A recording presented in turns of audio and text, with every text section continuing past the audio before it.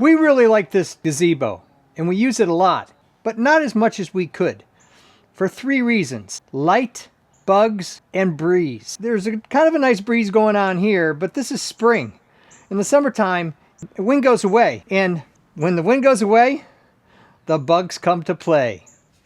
And this ceiling fan is the answer to all 3 issues. $70, I paid for this with my own money, so this is an honest review. I looked at a lot of them. You can spend $200, $300 for something just like this. We've had this steel gazebo for about 4 years. And if you're interested in how to make one of your own, or this particular design, I'll post a video up there and down below. We're gonna build this inside. It's cooler and quieter. Seems like everybody's cutting the grass outside. So this is the parts, and this is the fan, and this is a box that needs to go away. I have a 10-foot by 10-foot gazebo, so this is the fan I chose. 5 blades, protective guard around. This installation manual says it all. Styles may vary, but installation process is the same, so don't worry about it. The 2 options for hanging are these. It almost looks like a pulley, but it's more like a gasket, and a clip. So I'll show you both, because when I'm testing this out for the rain, I'm going to use this clip. But then the ultimate installation is going to use this, because I already have a hook in place. Here's the LED lighting. I'm going to use the provided wire as opposed to wiring it into my ceiling. And you want to make sure that this wire is long enough. This one is 16 feet. Some of them are only 10 feet or less. In my case, I'm going to be hanging this 9 feet up. So I'm going to run it to an external power cord. But there are other options on installation. First thing you do is loosen up these screws. And then you have a pin. Run it through. These are really easy to set up, and you're just going to really like it once you get one. And then just tighten these up. Sleeve, you put it on top, and it's got a rubber gasket in it, hopefully to keep the weather out. See? Looks nice. And then this is the cable that's going to ultimately plug in to this, and it's got some weatherproofing and it's screw in, which is good. So I'm taking this screw pin off of this for now, running this in the hole. There's a lock washer and a regular washer, then a pin. So lots of safety going on here. Hopefully we can run this through and still get the pin.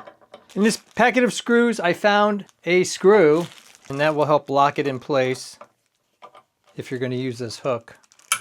You got a Canon plug, and this shape matches this shape and those 3 plugs, so it's pretty simple. Push it in, then take this collar and tighten it down, and that's what hopefully will make it waterproof. So now you have your extension cord. Here's my test rig for soaking. Installed the globe temporarily so that it's watertight. There's a cutout in the bottom where the wire comes through for the light, so I wanted to be fair. We'll fire it up to 4, start hitting it with water because it's supposed to be waterproof. Hopefully it is. This is more water than most people will see in their fan. First time I've had my water on all year. Alright, so that's kind of a tsunami rain. It appears to be waterproof. I like the cage. Maybe birds won't fly into it. It's going to be under my gazebo, so the chances of it getting this much water is pretty low. But I've seen it mounted on lattices where it's pretty much exposed to all the water, rain, snow. Maybe we'll do an update video with snow. After the water test, I put the fan up with the 10-inch pipe on top just to see how it fit, and I'm thinking it's a little low. The 10-inch pipe, it's right around 7 feet, but 7 feet 4 to me is going to be a little better for my gazebo. So if I can get it up another 4 inches, it's going to look better, and it's not going to feel like it's down on top of you. Something to think about when you're making your installation. I installed the shorter pipe, and I'm glad I did. For this gazebo, that's the best solution. Let me give you a close-up on how it looks and how it's not moving around as much as when it was just hooked up there. Here's an up-close look at the installation on my hook, and then the top of my gazebo, and then there's the fan. Installing the light's pretty simple. Mentioned before, there's magnets on the side here. You just need to run this extension, which is pretty short, into this box. Make sure it's in, use the remote, check it, see if it's working. Yep, it's plastic.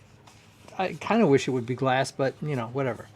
You find the 3 divots, and then you got some places to line up. Oh yeah, it squeezes in place pretty easy. There it goes, and it's locked in. Assembly is completed. I wanted to discuss a little bit on my decision process, not only how high to put it, but also how wide of a fan I wanted. This is 20 inches, but in reality the fan is more like 18 inches, and then the cage is 20 inches. I had considered a 24-inch fan, and that would have taken it out to here. I have a 10-foot by 10-foot gazebo, and this is just about perfect, size-wise. It gives enough breeze, it covers the entire dimensions below, as does the light. There's 42-inch ones for outside. Whether you have a 24-inch, 20-inch, 42-inch, or somewhere in between, the assembly is pretty much the same. I did want one with a light.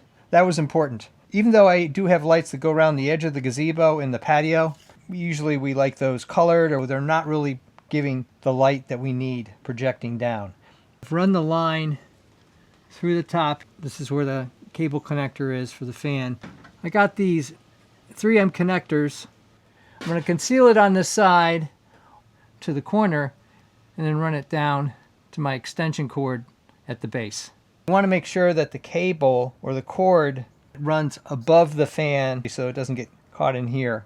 There is a balancing kit, but I found that these are pretty well balanced. As long as the fan isn't being pulled by the cord, you're pretty good to go. Here's a close-up of the cord connectors that I'm going to use, and I'll just put those on the seam and conceal them. Figured I'd show you the cord run, so it's running down this beam to here, then down, where I've wrapped it off, and I've just used some cable ties, and I'll clip that, make it a little nicer at the base, and run it into my extension cord. I'll probably put a 3-prong or something like that, because I like to use this extension cord for other things than just this fan. It's an option that you can look at for your installation. There is a remote control and an app. Here's the instructions for the app. Most of these have apps, but I have enough apps on my phone. We do have a couple dead phones, or phones that we're not using anymore as smartphones. They're not in our regular rotation, and sometimes you can use an old smartphone and put the app on there. So that's what we might do. At this point, I think we're going to rely on the remote control. You got different settings. Figured it'd just be easier to show it to you this way. 1 on fan, and that's a pretty good breeze, especially down below where you're sitting. Up to 6, not bad. Then there's this wavy thing. I think what it does is oscillates the fan slow and fast to make it feel more like a natural breeze. So we'll try that. Yeah, that's what it's doing. It just kind of cycles up and down through 1 through 6. Kind of interesting. Here's the light. It starts bright, and then there's controls on the light. So you have different styles of light. You got super white, and then you got somewhere in the middle, and that's kind of like a yellowish light, and then you can adjust the brightness, which I think is really nice. So that's lower, and then super bright. So this fan solves all 3 issues I had. Breeze, to make it cooler. Light, so that we can see things down below, play games, whatever it is. And get rid of insects, because once you have things up, especially if it's at 4, insects don't like wind like this. If you notice, insects only come out when there's no wind. This space below works so much better.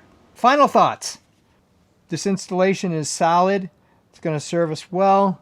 The cord is easy to run. Unless you want to buy an extension cord, I would stay away from anything less than around 16 feet. You can also install this fan with a kit inside of a ceiling, but that's not my case. And this is such an easy solution. $70, highly rated. I'll post it down below in case you're interested. It comes in 2 different styles. I think the other one is $80. I like the 5 fans. That compensates for the width. Some of the fans, if you only have 3 blades or 2 blades and it's 24 inches, you're not going to get any more air movement than these 5 blades. If you go with an 18-inch fan, which is, they advertise as a 20, but remember, 20 is the cage. 18-inch fan is the way to go on a space that's 10 by 10. Thumbs up and comments always appreciated. Thanks for watching. If you're interested in all sorts of installations and solutions to outdoor challenges, making and breaking things, home repairs, designs of all kinds, I even do costume, cosplay, and props. Check out my channel and please subscribe, because you never know what outdoor solution that you're looking for you're gonna see.